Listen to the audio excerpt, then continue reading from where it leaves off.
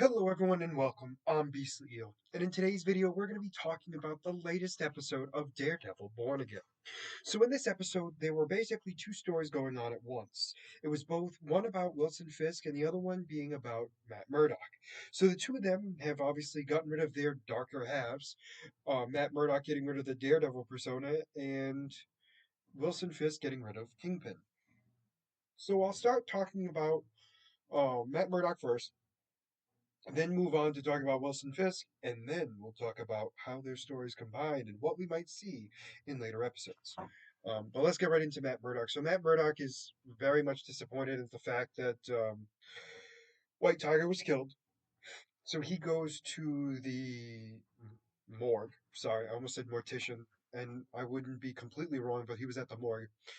That's when his niece breaks in and wants to see the body, and Matt refuses to let her see it, mostly due to the fact that he doesn't think a girl should be, well, not just a girl, but a child should be seeing that. She disagreed, blah, blah, blah. But anyway, in the end, he wins on that front. And the fact that he was shot close range and there was no shell casing, which was one of the biggest issues that Matt had because it didn't make sense to him. So anyway, he's pretty much down in the dumps about that, dealing with the fact that there was nothing they could do, and then nobody can really figure out what exactly happened. Mostly due to the fact of, there not being a shell casing, it's not like they can really trace what actually hit him. So anyway, he then gets ordered to do this case about a guy who had stolen food from a mart and was being charged for larceny. So we see what happens. This guy is arrested for stealing. We also see a bunch of the cops eating stuff as well. And then also the guy stated, hey, how do you know it wasn't a scroll that pretended to be me that stole it? Anyway, so he loses that fight and gets arrested. Matt comes in to be his attorney. Um, the guy's like, I want probation and that's it.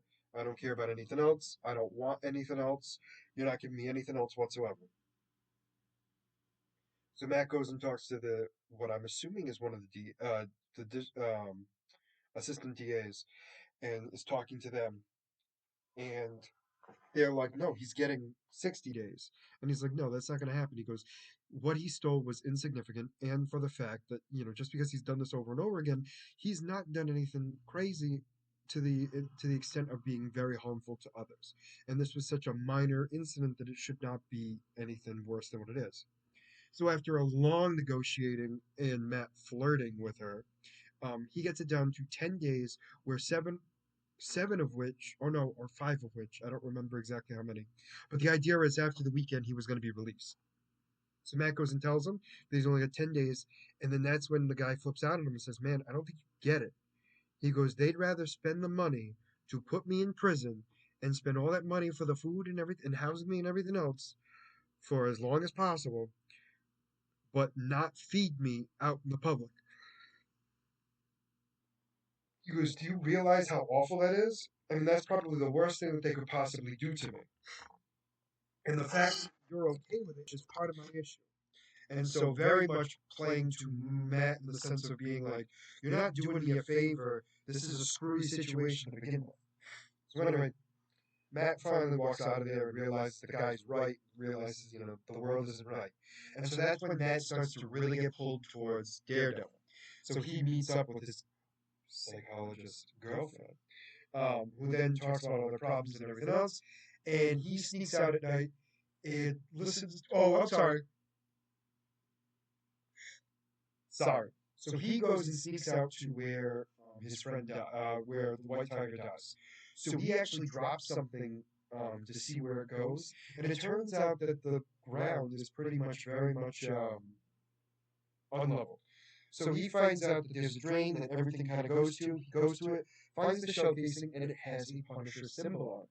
So he goes into what I'm assuming is the sewers slash underground, finds Frank Castle. The two of them get in a little bit of a tussle, and Matt and him are talking, and it's basically like, so at first I thought he was talking. So Frank is talking about how, oh, it's because he's dead. And he's like, say his name, Red, say his name. And Matt's not saying his name. I'm not gonna lie to you. I assumed he was talking about White Tiger, and it turns out he was not. He was talking about Foggy. And basically, the whole argument was Punisher was trying to explain to Matt, why are you, what is your system making you feel in the sense of that Bullseye is still getting all life whatsoever. Granted, he's in a cell, but he's allowed to breathe the same air as you, while your friend Foggy's in the ground. And boy, was that a kick in the gut right there. And so Matt's like, he's got his code, and Punisher's like, man, I really don't give a crap about a code. He goes, and honestly, the only reason why you're here is not because you think I'm a killer, because you know it wasn't me. He goes, the only reason why you're here is because you want me to give you permission to go to your dark side. And he goes, just do it. He goes, end it. He goes, you'll feel better after. He goes, but to be honest with you, he goes, that's the only way you're going to know for a fact he's not going to do any more harm. I hate saying this, but he's not wrong. So Matt leaves. So then he goes with his girlfriend. They have a conversation, blah, blah, blah. He then goes up on the roof and goes to where he has all his stuff. And we see him practicing with his weaponry again to get himself ready to be Daredevil once again. So that is Matt Murdock's story for that episode. So let's talk about Wilson Fisk. So Wilson Fisk and Vanessa have been going to therapy for a while. And we finally talk about the affair that happened. And apparently, Vanessa had slept with a man named Adam, who I thought was the guy that Wilson Fisk and has been, who's been reporting to Wilson Fisk and to Vanessa, which is incorrect. Anyway, so we find out that Adam and Vanessa slept together during the time when Kingpin was not in New York. And she was having to deal with everything herself. Because in her mind, they weren't going to be together, so therefore, it wasn't going to be the case. So one of the big things here is it's a conversation with the two of them about how was it handled? How did you talk to him? And Kingpin was trying to state that, or Wilson was trying to state that he only talked to him. And Vanessa's like, I know you too well. There's no way you just talked to him. There's no way that's the only thing you did. And he's trying to say he did. And Vanessa's like, here's the thing. I don't care what you did to him, but I'd rather you not lie to me. It's also a nice, funny thing where we see the two of them arguing, and when they're questioning about what they've done in the past, it's always, oh, it's business related. Never specifically going into the crime part of it all. So then we have the fact of his intern, I think it's his intern, I forget what his title is, screwing up at the bar telling BB what's going on in Wilson Fisk's area. And so the story gets spun that Wilson is against unions, and so Wilson gets pissed off, has a huge team meeting with everyone, and says, I want to know exactly what it is right now. So the kid owns up to it right away. He's like, hey, I'm sorry, Mayor Fisk. I was the one that screwed up. I drank too much. That's on me. I'm the one who screwed this up, so I should be the one that gets punished. So the person who's in charge of him was like, Wilson, like, he's mine. I should be punished too. And he's like, you know what? I'm not going to fire you. I'm going to let you stay. And he's like, are you sure? Like, I don't think this is the best idea, blah, blah, blah. And Wilson's like, are you really trying to talk me out of a job? And he's like, no, I'm so sorry. He's like, but I promise you, if you do anything like this again, it will be the end of your life. And so he's like, no, I promise I won't do this again. And so what we see with Wilson is we see him eating dinner, and we don't know where he is. He's in some sort of warehouse, and we hear somebody basically begging to get out. And apparently, it is Adam, who is locked in a cage with what seems like who knows how effing long he has been in there, right? And Wilson's just eating there in front of him, just being like, it's a great time to be me. And he goes, it's very hard for me not to just sit by and enjoy this. And that's how Wilson's story ends for at least that episode. So we still have both Daredevil and Kingpin existing, just in a very different light than we're used to.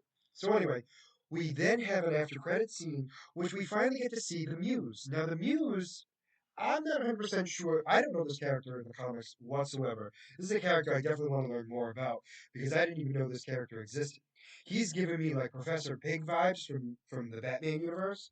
Is honestly what he's giving me because it looks like he's using people's blood, his victims' blood, to create artwork. He wears a white mask that has red like eye spots, and then it drips down. Very much an artist for sure. I'm very curious if he's going to like pose the bodies or if he's going to just use their blood to paint pictures with them. We'll have to wait and see to know for sure, but I'm very curious to see where this is going to go because it sounds like this character is going to play a huge role in getting Wilson Fisk to be Kingpin and Matt Murdock to be Daredevil. Um, Also, I really want to see what happens when Vanessa finds out that Adam's locked in a cage. I really want to know that. But anyway, let me know what you guys thought about this episode down in the comments below. Did you like it? Did you not? And why?